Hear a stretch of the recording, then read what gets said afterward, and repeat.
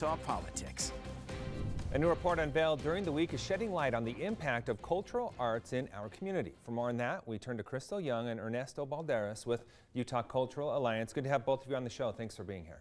Thank you so much. Let's start off with the Utah Cultural Alliance. Crystal, tell us what your organization is all about. Absolutely. We were founded in 1980, and we are the industry association for arts, culture, entertainment, live events, museums, film, and humanities. So we're going to get into the economic impact of the industry, but first just talk about the state of the industry as far as what it means to people here in our state. Can I take that? Sure. So the cultural industry means a lot to everyone. Right now, unfortunately, the industry generated $9.1 billion in indirect sales and spurred an additional $8.7 billion in indirect sales in 2020 to make a total of $17.8 billion in sales. So that shows that even though the COVID-19 pandemic is currently ongoing and did have an impact on the cultural industry, the industry is still generating quite a bit of sales for Utah's 2020 GDP. Yeah, that's pretty mind-blowing when you think of everything we went through during the COVID pandemic, Crystal, that it still brought in that kind of money. But before we move on and talk about jobs and more of the impact on COVID, if you could talk about what it means for families and children to be able to go out and see these events and participate in this type of entertainment. Absolutely. You know, Speaker Wilson actually talked to this a little bit yesterday when we released this report. We're in such a divisive time in our country, and nothing brings us together like the magic of these memories and the magic of these connections here in Utah when we dive into the arts, culture, and entertainment offerings of our state, which really are unparalleled. We have a much bigger and much more supported industry than we should for our market size here, and it's because this is part of who we are as Utahns. We have been doing this since our state was founded. We have prioritized this since our state was founded, and even before Utah became a state, our indigenous residents have been talking about the importance of arts and culture and telling their stories through art, through dance, and even through storytelling itself for thousands of years. And it's what we are and who we are and what we do. We like to say what brings us all together as an industry is we are the business of living. We're the business of making your life the best possible. Yeah, I love how you put that right there, and it's amazing how far we've come. We can now see the best shows in the world right here at home. Ernesto, talk about the job impact, because we're talking hundreds of thousands of jobs created by this industry. Of course. So in 2020, the cultural industry supported and created roughly 108,560 jobs. That means that 1 in 12 Utah jobs was either directly or indirectly attributed to the cultural sector. And because of that, that meant that many people were employed within the cultural industry, and that includes both in front people and behind the scenes individuals like stage riggers, technical designers, all of those people that you don't necessarily see, but if they're doing their job well, you don't ever notice them. Yeah. Crystal, we alluded to this earlier, but let's talk more about COVID and the impact, because this industry was really hit hard during the year 2020, wasn't it? 2020, 2021, and even now in 2020, we're still seeing impact. Indeed, we were the second most impacted industry after leisure and hospitality.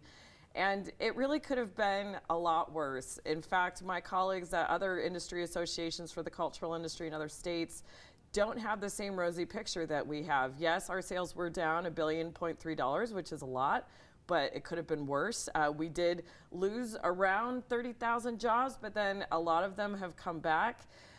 We were allowed to open sooner than a lot of states were allowed to open, and not only that, our state legislature, including Unified Command, so Governors Cox and Herbert were part of this as well, they together invested $30 million nearly in 2020 and $8 million into emergency relief in 2021. And that really is the difference for Utah versus other states. So you credit Utah and its leadership for getting things open again earlier than what we saw in other places. Absolutely. That and the investment they made to help us make up for lost revenue.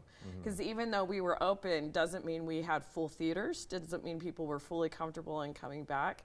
And then, of course, as we're seeing with the Omicron wave, we've had to do a lot of cancellations of our own because too many people involved with performances have been sick. We often see theater companies casting 3 or 4 actors deep into the leads to remain open. We all saw Hamilton having to close recently because of too many COVID cases, but they are back open this week. I wanted to make sure to point that out because unlike maybe what we would have seen earlier, they have added shows at the end of the tour.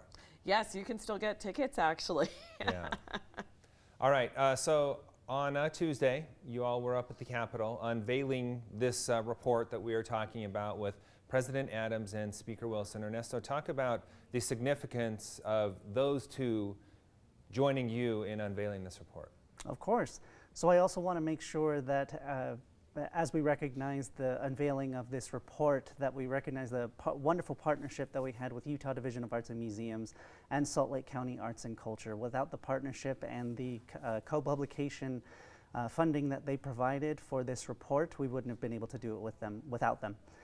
So with President Adams and Speaker Wilson, they both are tremendous leaders within the Utah legislature, and they have supported the cultural industry in 2019, 2020, 2021, and continue to do so in the future looking forward. So we were happy to partner with them and have them speak on various jobs and cultural impact that the industry has on this great state. Crystal, maybe go over some of the recent investments the legislature or state has made in the industry. And here we are in the middle of the legislative session. What are you looking for this year? Because a lot of people are coming up and wanting a piece of the pie. Absolutely. We do still need emergency relief, economic recovery relief, so we do have an ARPA request. But we also have requests that have helped sustain this industry and created increased investment in this industry over time, and we're hoping to grow those again. And so over the last several years, the legislature has made a really phenomenal investment into the Arts and Museum Sustainability Grants that help support many of the nonprofits throughout our industry. And support really isn't the right word. You know, all businesses need investment to scale up. And what the legislature does with these grants is they're creating an investment into this industry for all of us Utahns to enjoy. And we so appreciate that support.